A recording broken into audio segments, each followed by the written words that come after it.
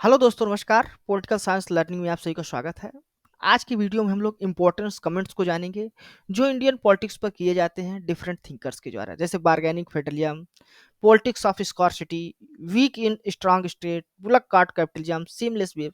तो ये सब वर्ड किसने कहे हैं, हम लोग उन थिंकर्स को जानेंगे।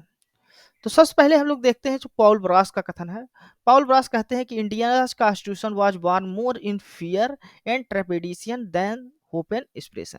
यानी जो भारतीय कॉन्स्टिट्यूशन का जन्म हुआ है या निर्माण हुआ है, वो होप और इंस्पिरेशन के माहौल के बजाय डर और घबराहट का जो माहौल है उसमें जो है तो हुआ है भारत के कॉन्स्टिट्यूशन का।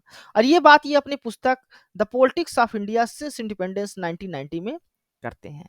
इसके अलावा ये इंडियन पॉलिटिक्स पर और भी स्टडी किए हैं, उनकी बुक्स यहाँ पर लिखी हुई है, आप लोग इसको नोट डाउन कर सकते हैं, आपके एग्जाम्स में ये भी पूछे जा सकते हैं। नेक्स्ट जो कमेंट है वो एंथोनी डी स्मिथ के द्वारा कहा गया है। ये इंडिया को एज एग्जाम्पल मानते हैं पॉलीसेंट्रिक नेशनलिज्म को। पॉलीसेंट्रिक नेशनलिज्म होता है जहाँ कई कल्चर और रिलीजन्स के लोग एक साथ रहकर एक नेशनलिटी की भावना में एक साथ रहते हैं और यूनिटी को बनाए रखते हैं, एकता को बनाए रखते हैं। वहीं ये पाकिस्तान और जो बांग्लादेश की जो नेशनलिज्म है उसको इथनोसेंट्रिक नेशनलिज्म कह के बुलाते हैं, क्योंकि वो इथनिक बेस या रिलीजन बेस वहाँ का नेशनलिज्म है। इसके अलावा इंडियन कॉन्स्टिट्यूशन को एज ए सीमलेस वेव मानते हैं Granville Austin. Rajni Kothari Indian states को डिफाइन करते हुए कहते हैं कि ये इंक्रीमेंटल डेमोक्रेटिक मॉडर्नाइजेशन है। ठीक। इसके अलावा इंडियन पार्टी सिस्टम को वन पार्टी डोमिनेंट सिस्टम कह के बोलते हैं मोरिस जॉन्स। ये इंडियन पॉलिटिक्स का जो 1947 से लेके 1967 का जो पीरियड रहता है वहां पर कांग्रेस का डोमिनेंस देखा जा सकता है, यानी कांग्रेस का आधिपत्य रहता है, जिसी को रजनी कोठारी कांग्रेस सिस्टम कहकर भी बुलाते हैं। वहीं पर जो साटोरी है वो इंडियन पार्टी सिस्टम को, इसी इंडियन पार्टी सिस्टम को जो कांग्रेस का डोमिनेंट सिस्टम रहता है one party dominant system, pre dominant party system कह के बुलाते हैं। अब हम लोग और भी देख लेते हैं कुछ स्टेटमेंट्स, जैसे इंडिया को फ्लेइंग स्टेट्स जो कहते हैं लैंड प्रोजेक्ट कहते हैं। इंडिया को एज ए पेट्रोनिस्ट डेमोक्रेसी जो कहते हैं वो कंचन चंद्रा के द्वारा कहा गया है। Indian democracy as a democracy without association, ये वर्ड जो कहे गए हैं प्रदीप छिब्बर के द्वारा कहे गए हैं। Indian nationalism as a derivative discourse Partha Chatterjee के द्वारा कहा गया है, derivative discourse. India as a polycentric hierarchy जो कहा गया है ये असीमा सिन्हा के द्वारा कहा गया है।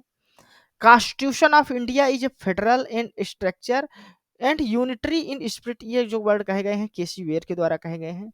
इन्होंने ही इंडिया को क्वासी फेडरलिज्म भी कहा है। Indian state as a interchangeably weak and capture जो वर्ड कहे गए हैं ये अतुल कोहली के द्वारा कहा गया है। Indian economy as a bullock cart capitalism जो कहा गया है ये लियोड और सुसोन रुडोल्फ के द्वारा कहा गया है, यानी रुडोल्फ और रुडोल्फ के द्वारा कहा गया है। और ये रुडोल्फ के द्वारा ही इंडियन पॉलिटिक्स को एक टसल माना गया है between demand polity and command polity के द्वारा। और यही जो है तो इंडिया स्टेट को as a weak and strong state भी मानते हैं लियोड और सुसोन रुडोल्फ।